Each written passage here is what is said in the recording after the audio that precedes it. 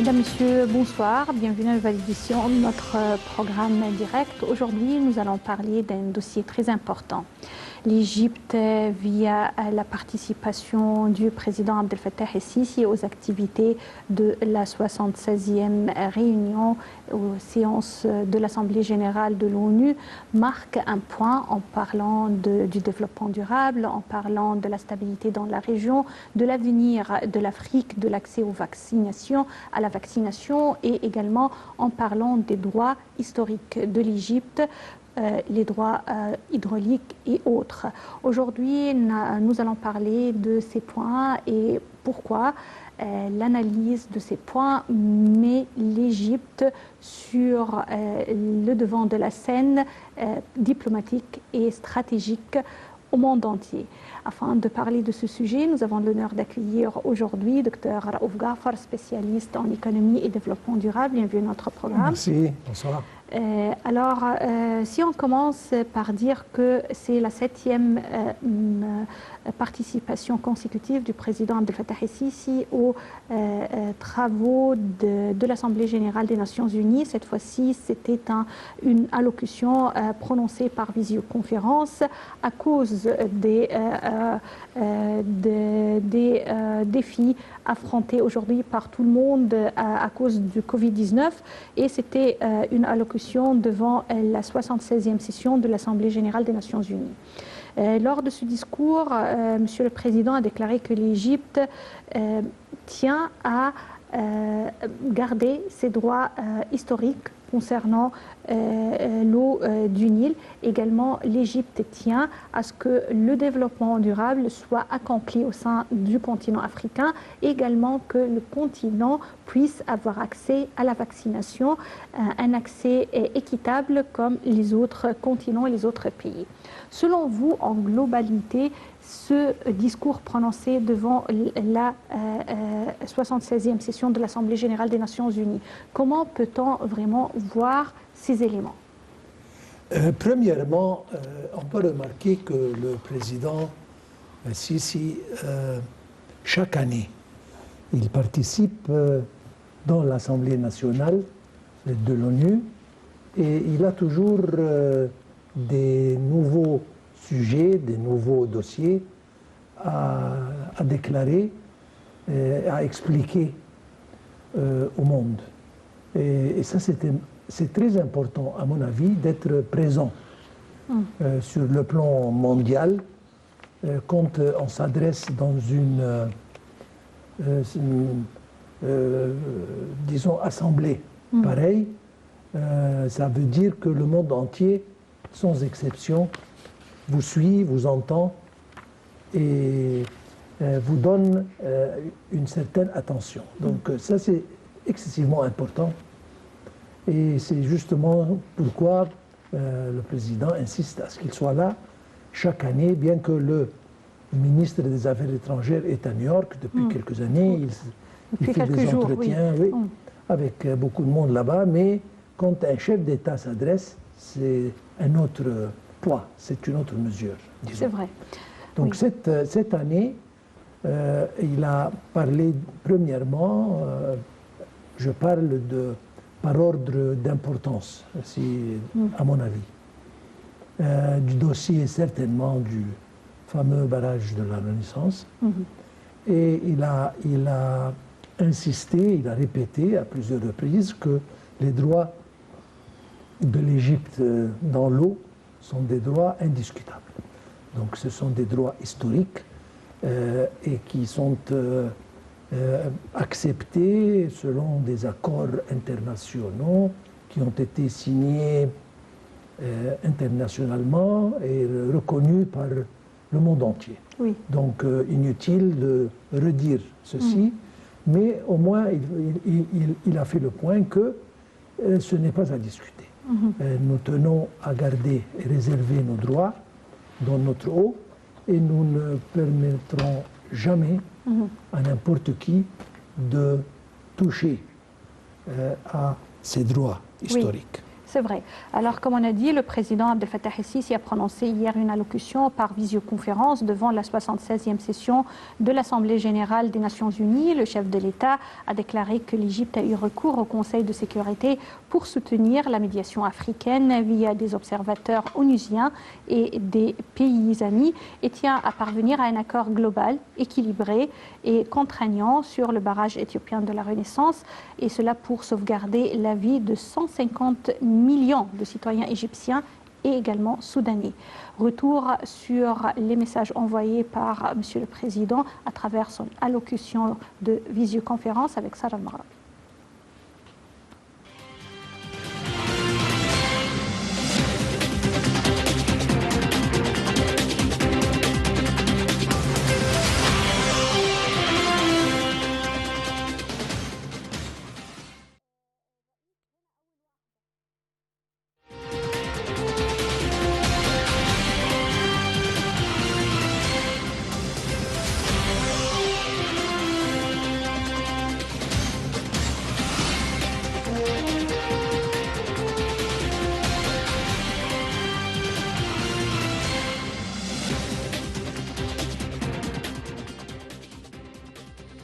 Lundi, le président Abdel Fattah el-Sisi a affirmé l'importance qu'accorde l'Égypte au développement durable. Dans son discours devant la séance consacrée au développement durable en marge de la 76e session de l'Assemblée générale de l'ONU, le chef de l'État a souligné que la réalisation des objectifs de développement durable a revêtu une importance primordiale, surtout lors de cette phase décisive marquée par des défis mondiaux très difficiles.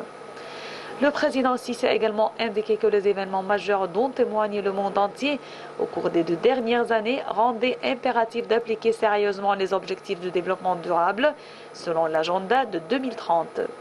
Le chef de l'État a déclaré que l'initiative Vie décente lancée récemment va de pair avec les objectifs du programme de développement durable puisqu'elle s'occupe de la vie rurale égyptienne où vit la grande majorité des Égyptiens. Selon cette perspective, l'État s'est attelé à parvenir à un développement régional équilibré et à mobiliser les investissements nécessaires pour améliorer le niveau de vie des citoyens, éradiquer la pauvreté et réduire les taux de chômage. Le président Sisi a d'autre part affirmé que le programme de réforme économique lancé en 2016, en coopération avec le Fonds monétaire international, a été salué par les instances internationales car son programme a redonné le souffle à l'économie égyptienne afin de surmonter les répercussions de la pandémie de coronavirus.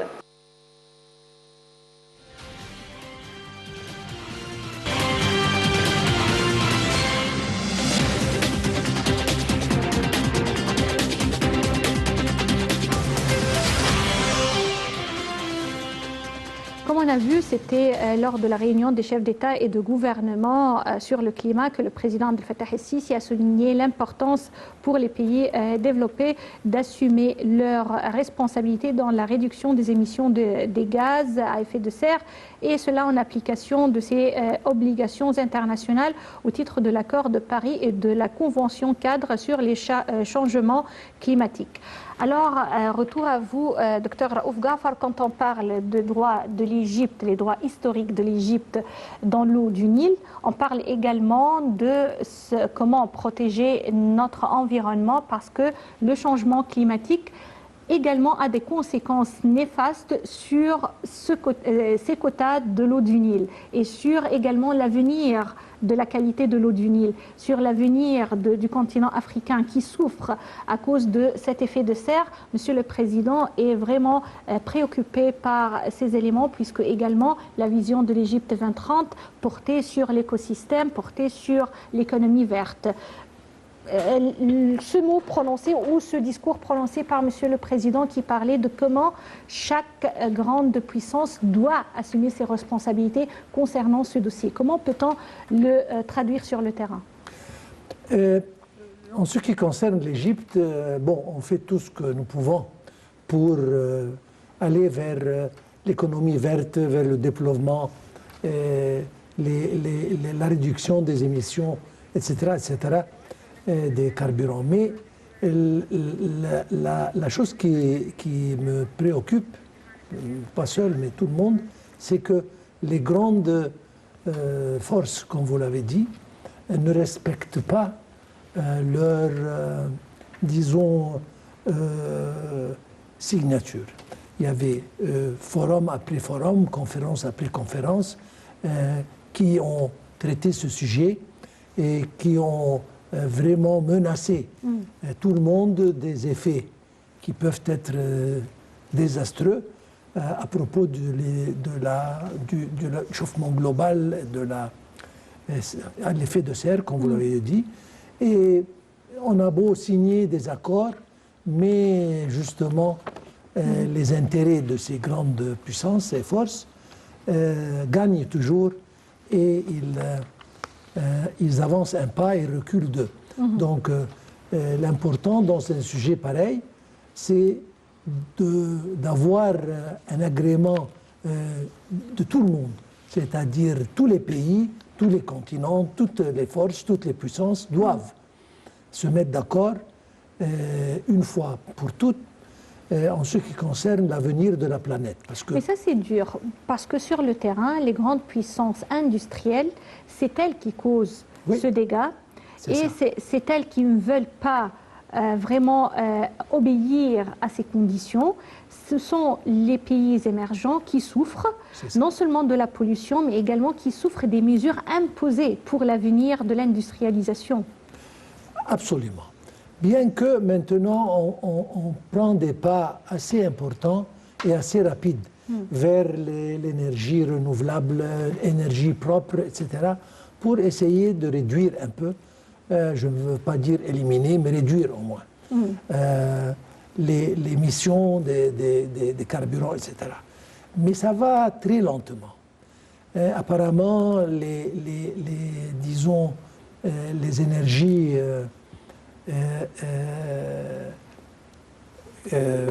traditionnelles sont beaucoup moins marchées et comme vous l'avez bien dit, c'est une affaire d'intérêt, c'est une affaire de bénéfice.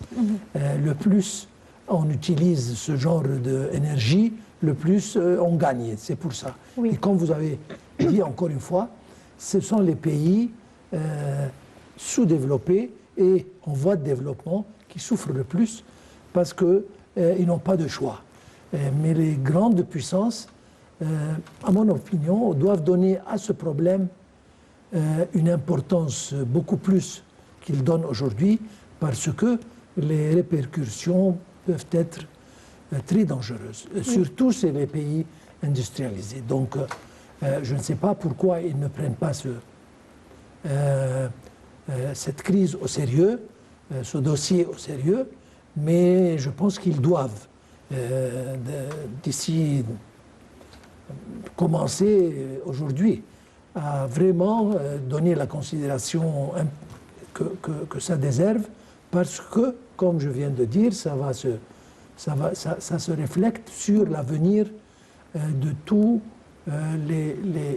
la planète. Donc, Parlant de l'expérience égyptienne, l'Égypte prend en considération cette responsabilité envers l'écosystème. C'est pourquoi la vision de l'Égypte 2030 parle spécifiquement et également avec beaucoup d'ouverture sur ce plan qui protège l'environnement avec également l'introduction de nouvelles villes qui respectent l'écosystème et qu'on appelle green cities, les villes vertes, également qui utilisent non seulement l'énergie propre, mais également qui prônent pour tout ce qui est naturel.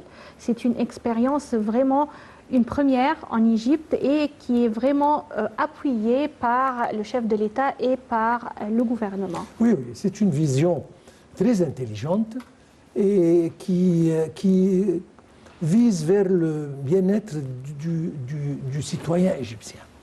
Et c'est ça vraiment ce que le président donne une grande importance. Maintenant, c'est le bien-être, c'est l'amélioration de la vie, disons, des Égyptiens en général, qui préoccupe le président. Et certainement, le mouvement vers les énergies propres et pour conserver les écosystèmes certainement, et ces villes, genre de villes qui sont conscientes à l'environnement, c'est une chose vraiment intelligente comme s'appellent les villes intelligentes, c'est un dossier très intelligent qui est abordé maintenant avec une importance extrême. Et comme vous l'avez dit, toutes les nouvelles villes qui sont en train d'être construites partout, commençons par la capitale administrative, les villes au bord de la mer, etc., Alamine et autres, ils font très attention à ce genre de choses.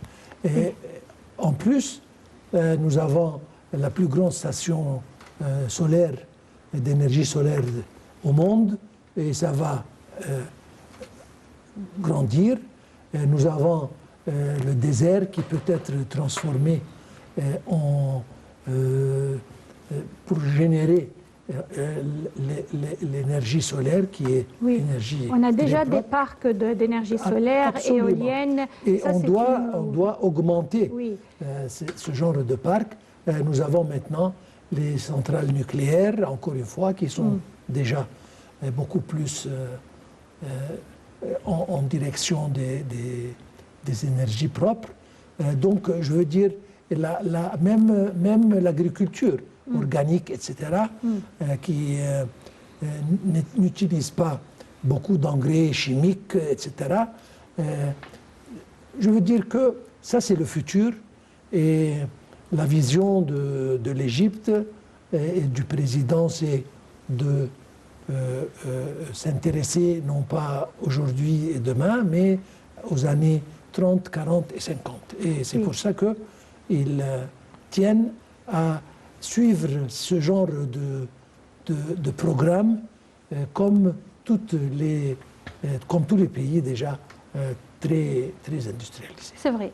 Alors, dans son discours devant la séance consacrée au développement durable, en marge de la 76e session de l'Assemblée générale de l'ONU, le président Abdel Fattah el-Sisi a affirmé l'importance qu'accorde l'Égypte au développement durable. On l'a vu à travers notre conversation.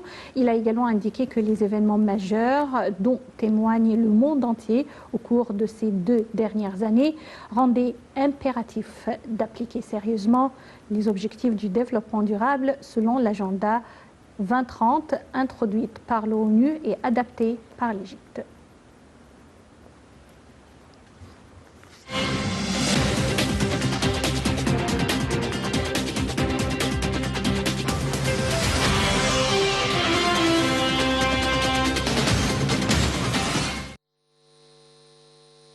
Le président Abdel Fattah el-Sisi a souligné l'importance pour les pays développés d'assumer leurs responsabilités dans la réduction des émissions des gaz à effet de serre en application de ses obligations internationales au titre de l'accord de Paris et de la Convention cadre sur les changements climatiques. Dans son allocution lors de la réunion par visioconférence des chefs d'État et de gouvernement sur le climat, dans le cadre de la 76e session de l'Assemblée générale de l'ONU à New York, le chef de l'État a souligné la nécessité de traiter sérieusement toutes les mesures unilatérales qui contribuent à l'augmentation des conséquences du changement climatique au premier rang, desquelles la construction de barrages sur les fleuves internationaux sans accord avec les pays en aval sur les règles de leur remplissage et de leur fonctionnement. Le président Sisi a souligné l'importance de travailler pour que la prochaine session de la conférence de l'ONU sur les changements climatiques, présidée par le Royaume-Uni, ait des résultats tangibles en termes de financement de l'action climatique, notamment en ce qui concerne les efforts d'adaptation et le Fonds vert pour le climat, d'une manière qui contribue à améliorer l'action climatique dans les pays en développement. Le chef de l'État a appelé chacun à rejoindre le partenariat égypto-britannique qui existe depuis 2019 sur les questions d'adaptation, soulignant que la capacité de nos pays en développement à renforcer l'action climatique et à relever son ambition dépend des moyens et mécanismes de mise en œuvre, en particulier le financement climatique. Le président Sisi s'est dit préoccupé par l'écart actuel dans le financement climatique entre ce que les pays en développement ont besoin pour mettre en œuvre leur engagement, conformément à l'accord de Paris, et ce qui est disponible, soulignant que les pays développés ne sont toujours pas en mesure de respecter l'engagement de 100 milliards de dollars par an et que les pays en développement sont toujours confrontés à des difficultés considérables pour accéder aux financements disponibles. En conclusion de son allocution, le chef de l'État a affirmé l'aspiration de son pays à travailler avec le Royaume-Uni afin que la prochaine session de la conférence des partis aboutisse à des résultats équilibrés dans l'intérêt de tous, soulignant l'aspiration de l'Égypte à accueillir la 27e session de la conférence des partis en 2022 au nom du continent africain.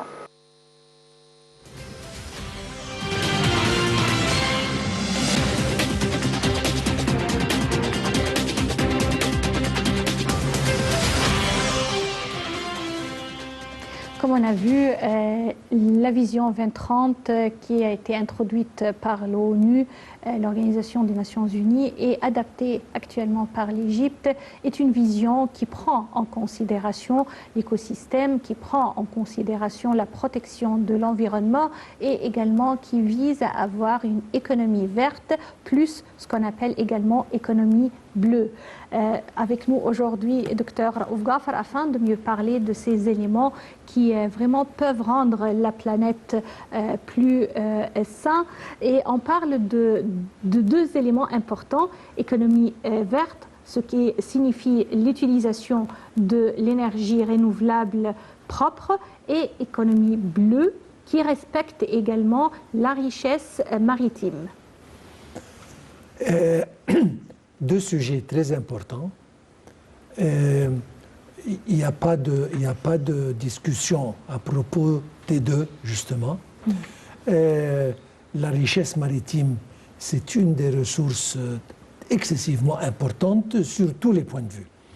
Point de vue nourriture, point de vue tourisme, point de vue tout. Et il faut la conserver et essayer même de l'augmenter.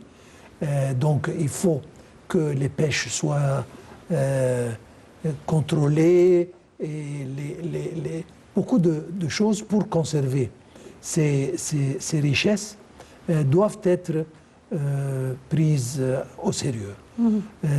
Certainement de l'autre côté, ça va sans dire qu'on ne peut pas continuer avec ce temps d'utilisation des carburants et à base de pétrole, etc.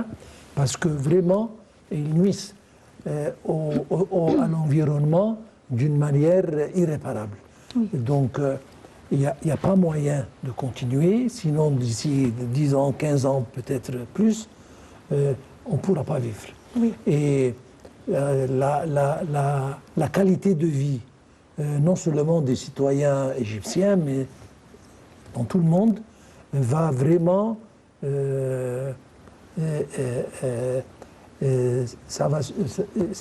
y aurait beaucoup de problèmes avec la vie des citoyens, avec la qualité de vie des citoyens. Et donc, il n'y aura pas disons, des éléments actifs dans la société parce qu'ils vont perdre beaucoup sur le plan santé, etc. etc. Alors ça, ce sont deux dossiers qui doivent être vraiment pris au sérieux et les avoir toujours devant nos yeux et les suivre d'une manière très particulière si jamais on veut le bien de notre peuple et si jamais le monde veut avancer et veut améliorer la vie de ses citoyens. Oui, alors quand on parle des éléments pareils ou des idées globales, également en les appliquant sur l'Égypte, on trouve que vraiment l'avenir peut porter beaucoup de prospérité pour l'Égypte. Parlons par exemple de cette économie bleue. Non seulement l'Égypte possède des côtes énormes sur la mer Méditerranéenne et la mer Rouge, mais également il existe actuellement un plan de centre de pisciculture qui vraiment aide l'Égypte à préserver et à enrichir cette richesse. Absolument. Premièrement, ça augmente cette ressource, ce qui donne plus de richesse à l'Égypte, comme vous l'avez dit. C'est une nourriture assez bon marché pour les Égyptiens. Donc, on leur offre de la nourriture saine. Et en plus, on peut exporter Donc ça aide l'économie, ça améliore l'économie dans un troisième lieu. Dans le quatrième lieu, tourisme. Il y a des touristes qui viennent maintenant. Nous savons que le tourisme de plonge et de natation, etc. Oui. Exactement. C'est numéro 1 au monde. Et comme vous l'avez dit, nous avons près de 1000 kilomètres sur la Méditerranée et sur la mer Rouge. D'un côté, il y a le sable, les plages qui n'ont pas de rival dans tout le monde, avec sable blanc, avec la couleur turquoise qui n'existe pas plein ailleurs. d'activités balnéaires. D'un côté, nous avons les corails, de l'autre, qui présentent une attraction vraiment incroyable pour tout le tourisme. Donc on doit s'en servir et on doit les utiliser de manière à ce que, pas seulement à les conserver, mais comme vous l'avez dit, à les enrichir pour en profiter. Échelon africain, Monsieur le Président a parlé du développement durable pour l'Afrique, surtout en ce qui concerne l'accès à la vaccination, un accès équitable comme les autres également continents, et que l'Égypte actuellement est en train de produire les vaccins et qu'elle va les offrir également à nos confrères africains.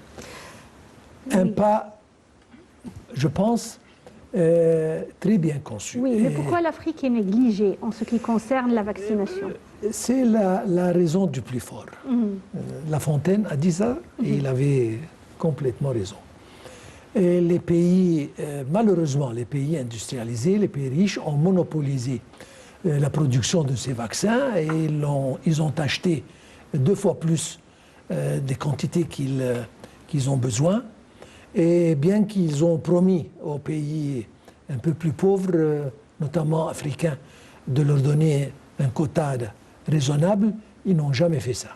Et c'était très bien, je veux dire, pensé et conçu par le président de commencer à fabriquer les vaccins en Égypte pour couvrir le marché égyptien en premier lieu, certainement, et puis il y aura des quantités en surplus qui peuvent vraiment couvrir une grande partie du marché africain. Oui. Vous avez parlé du développement durable, bien qu'il y a des accords à propos de ce développement qui ont été signés à Barcelone depuis 30 ans, mais rien n'a été fait. Alors il fallait malheureusement qu'une crise comme le Covid-19 arrive pour qu'on réalise qu'on doit vraiment donner à ce problème son importance. Alors cette fois-ci, on est sérieux. Développement durable, c'est-à-dire augmenter, améliorer le niveau et la qualité de vie des citoyens dans les pays particulièrement pauvres en leur offrant des emplois respectables, des logements respectables pour les empêcher de commettre beaucoup de choses qui ne sont pas bien pour les pays industrialisés, comme les migrations clandestines, entre autres. Oui. Donc, je parle encore une fois, malheureusement, on devait passer par cet examen très difficile du Covid pour penser au développement durable d'une façon plus sérieuse. Oui. Quand on parle de ce partenariat équitable, on doit parler également de ce partenariat équitable Nord-Sud, on doit parler également du transfert de la technologie. Un élément très important parce que la technologie et la formation resteront des éléments qui contribuent avec force à la réalisation du développement durable. Comme vous l'avez dit, les accords existent, mais la réalisation sur le terrain piétine. C'est ça. Et à mon opinion, l'Égypte doit jouer encore un rôle très important parce que nous avons la main-d'œuvre bien entraînée qui peut assimiler les technologies assez avancées et qui peuvent créer notre propre technologie qui ne doit pas nécessairement être très avancée, mais qui peut servir aux pays de voisinage et aux pays africains. Donc, si on met nos mains ensemble, si on coopère, c'est par le transfert de technologies raisonnablement facile, je ne veux pas dire compliqué, et qui peut servir comme base pour établir des industries et des usines, etc. etc. C'est important. Le président, il a fait beaucoup d'accords et il a insisté au transfert de technologies, à l'utilisation des technologies européennes, américaines et asiatiques pour développer beaucoup de choses en Égypte. Et en même temps, il exporte l'expérience et la technologie égyptienne aux pays africains et de voisinage. Donc c'est un va-et-vient et un win-win, c'est-à-dire c'est gagnant de tous les côtés. Oui, c'est vrai. Également, au cours de l'Assemblée générale et ses travaux, 76e édition ou session de l'Assemblée générale des Nations unies, on a vu parler beaucoup à propos de regain de confiance. La confiance entre les nations n'existe plus. Selon vous, pourquoi? Les intérêts maintenant viennent en première et seconde et troisième priorité. C'est malheureux. Les relations humaines, je ne veux pas dire n'existent pas, mais ils sont en train de reculer sur le plan priorité. Donc c'est, d'ailleurs on ne doit pas mentionner, mais si récemment il y a des accords qui ont été faits et maintenant il y a un petit problème entre l'Amérique et l'Union européenne à cause des fameux sous-marins qui ont été là. Donc il n'y a plus cette confiance, ces relations humaines n'existent pas. Et on change d'avis d'un jour à l'autre selon les besoins et selon les bénéfices et selon les intérêts. Oui. Je voudrais également retourner encore une fois au volet plus stratégique, politique et le discours prononcé par Monsieur le Président Abdel Fattah el-Sisi devant l'Assemblée générale des Nations unies et sa 76e session. C'était un discours prononcé par visioconférence au cours duquel le chef de l'État a déclaré que l'Égypte a eu recours au Conseil de sécurité pour soutenir la médiation africaine via des observateurs onusiens et des pays amis et tient à parvenir à un accord global, équilibré et contraignant sur le barrage éthiopien de la Renaissance pour sauvegarder la vie de 150 millions de citoyens égyptiens et soudanais.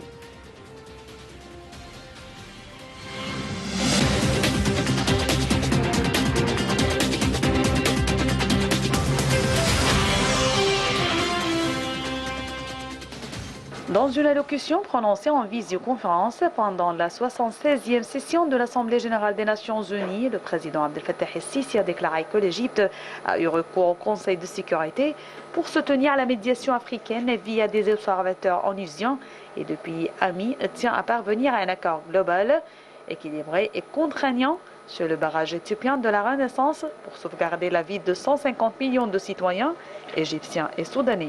Il a affirmé que le fleuve du Nil a été toujours la seule artère vitale de l'Égypte au fil de son histoire, ce qui explique la vive inquiétude des citoyens égyptiens. Le chef de l'État a affirmé que l'Égypte, qui reconnaît les droits de ses frères au développement, est l'un des pays les plus secs et demeure sous le seuil de pauvreté en eau, rappelant l'issue d'une décennie de négociations entre l'Égypte, le Soudan et l'Éthiopie, connue de tout en raison d'une intransigeance évidente d'un refus injustifié de réagir positivement aux négociations, ainsi que du choix de l'unilatéralisme et du fait accompli qui constitue une grande menace pour la sécurité et la stabilité de toute la région. Selon lui, l'Égypte est étroitement liée à sa réalité africaine dont elle est très fière. Le président Sisi a ajouté que l'Égypte a recouru au Conseil de sécurité pour assumer ses responsabilités dans le dossier du barrage de la Renaissance. Sur un autre plan, le président Sisi a déclaré que la poursuite de la pandémie mondiale du coronavirus pendant près de 2 ans a prouvé une fois de plus que l'humanité doit partager les défis auxquels elle est confrontée, quels que soient leurs différents niveaux de progrès. Le président Sisi a déclaré qu'il souhaitait adresser ses félicitations et ses remerciements à Abdallah Chahed, président de l'actuelle session de l'Assemblée générale des Nations unies. Il a salué le rôle constructif du secrétaire général des Nations unies à travers sa poursuite inlassable de la mise en œuvre de la Charte des Nations unies.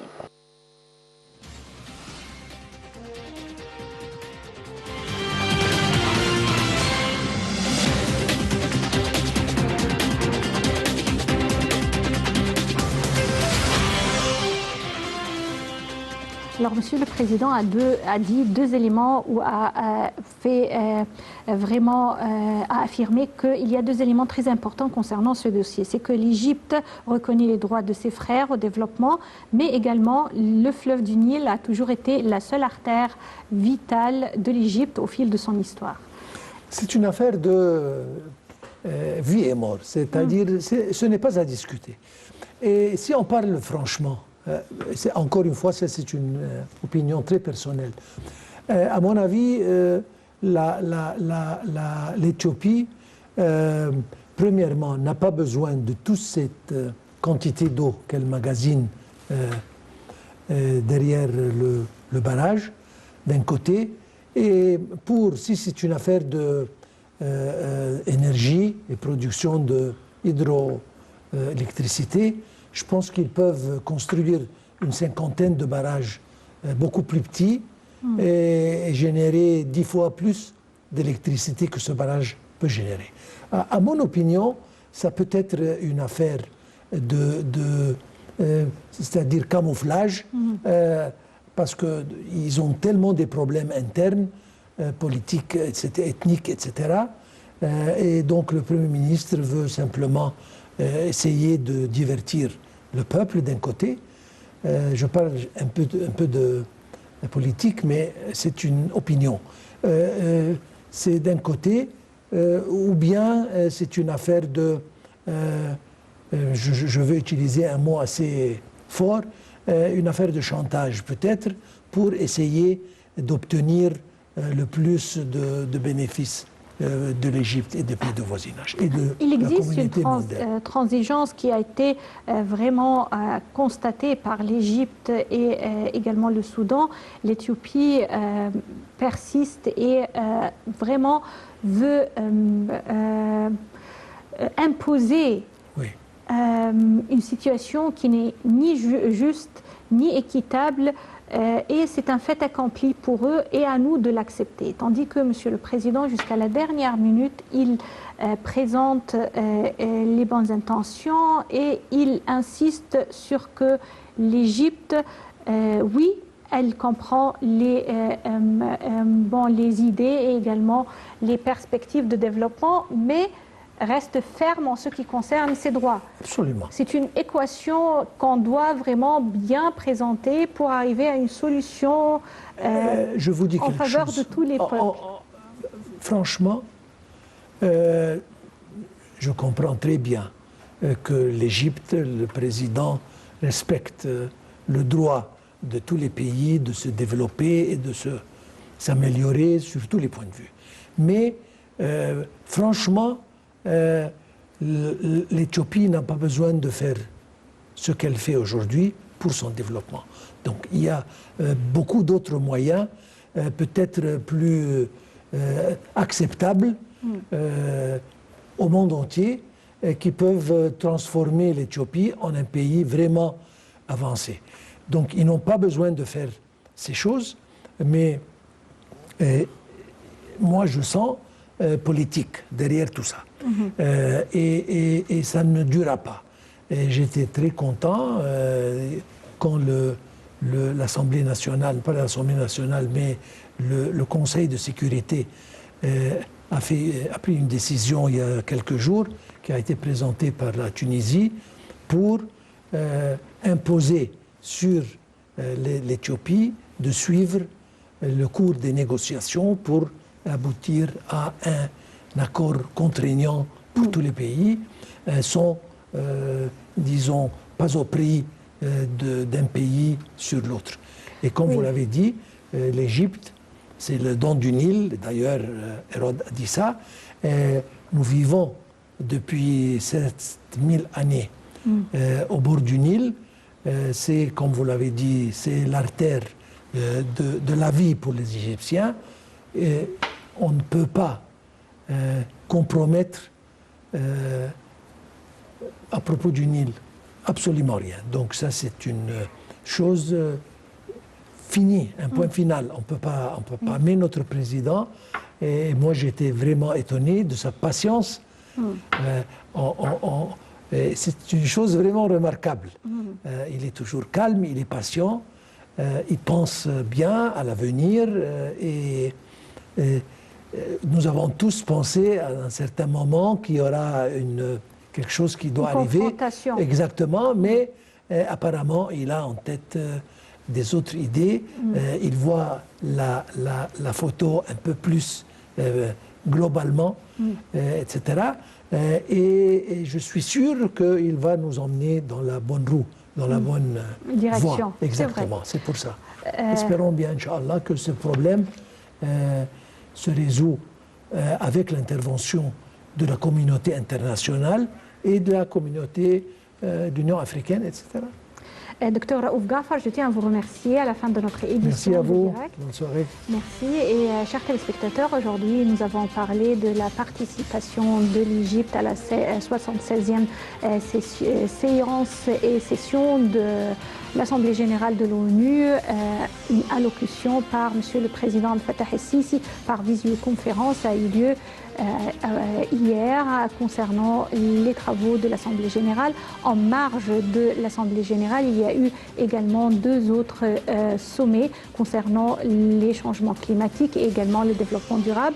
Et au cours de ces deux également événements, Monsieur le Président a donné des discours qui sont des discours équilibrés, qui parlent du développement durable, non seulement pour l'avenir de l'Égypte, mais également pour le continent africain, une vision 2030 qui a été introduite par l'ONU, adaptée par l'Égypte et réalisée sur le terrain. Merci pour votre attention et passez d'excellents moments avec la suite de nos programmes sur NTV International. Au revoir.